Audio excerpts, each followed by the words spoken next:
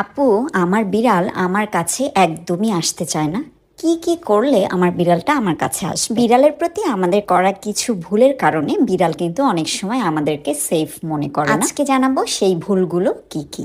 আপনি যদি আপনার বিড়ালের সঙ্গে অত্যন্ত রাগী স্বরে কথা বলেন, তাহলে কিন্তু আপনার বিড়াল আপনাকে ভয় পাবে এবং আপনার কাছে আসতে চাইবে না। বিড়ালটি যদি আপনার আচরণের কারণে ভয় পেয়ে থাকে, তাহলে কিন্তু আপনাকে এড়িয়ে চলবে, এটাই স্বাভাবিক। কিছু কিছু বিড়াল কিন্তু অন্তর্মুখী, নিজের সাথে নিজে সময় কাটাতেই বেশি পছন্দ করে। আরেকটি কারণ হলো, আপনার বিড়ালটা যদিও অসুস্থ হয়ে পড়ে, তখন কিন্তু আপনার কাছাকাছি থাকতে চাইবে না, ও আপনার কাছ থেকে দূরে দূরে থাকতে চাইবে। 4 নাম্বার কারণটা হতে পারে আপনার বাড়ির পরিবেশে কোনো ধরনের পরিবর্তন চলে আসলে, যেমন আপনার বাসায় কোনো গেস্ট এসেছে, আপনার বাসায় অন্য কোনো কোনো পোষা প্রাণী আসার কারণেও কিন্তু ওর আচরণে বিরাট একটা পরিবর্তন চলে আসতে পারে। এক্ষেত্রে যেটা করতে পারেন, আপনার বিড়ালের সঙ্গে খুবই সফট গলায় কথা বলতে পারেন এবং আদর করে ডাকতে পারেন। বিড়াল কিন্তু অত্যন্ত সংবেদনশীল একটি প্রাণী, তাই সবসময় তার সঙ্গে ভালো আচরণ করুন।